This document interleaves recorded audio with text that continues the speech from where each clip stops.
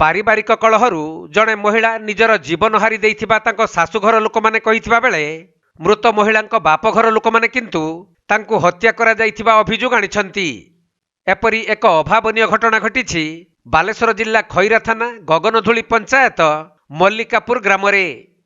मिलिथिबा सूचना अनुसार ग्रामर रमेश परिडांको स्त्री झरणा परिडा शोइबा घर पंखारे साड़ी लगाई निजर जीवन हारी देइथिले।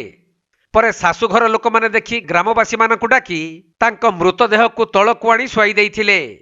आउ एही अघटन संपर्क रे मृत झरणांको बापघर लोकंकु खबर दिया जिबारु सेमाने पहुंची तांको झियकु स्वामी रमेश बारंबार मद पी माड़ मारुथुबा नेई अभियोग करिथिले।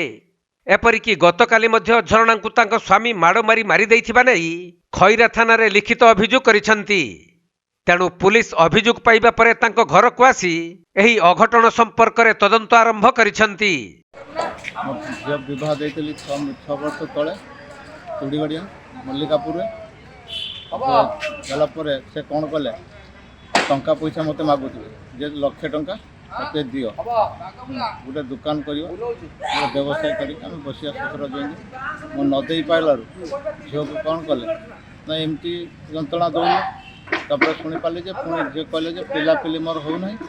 हाँ बहुत चेष्टा कली मुझे कर कहला कौन कहते ना पचर देखिया कलापर पुणी जो ये से चक्कर चलता मरा पिटापिटी करे मुझे घिनी आसती घर को घिनी आसी निजे आसी आसामी तरह नहीं नेला कौन कले यही 6 मास तले 2 मास तले से कौन कर बेसी जंत्रणा दौले गलापर लास्ट को आज जो जा 5टा बेले खबर पाई पाला गला बेलू छुआटी मारदे मारदे गोटे बिछना कर तले शोई।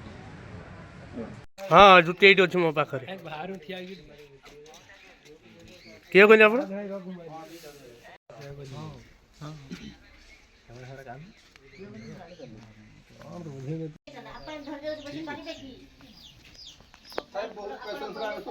बालेश्वर जिला सोररू सुमंत दास रिपोर्ट कोणार्क लाइव।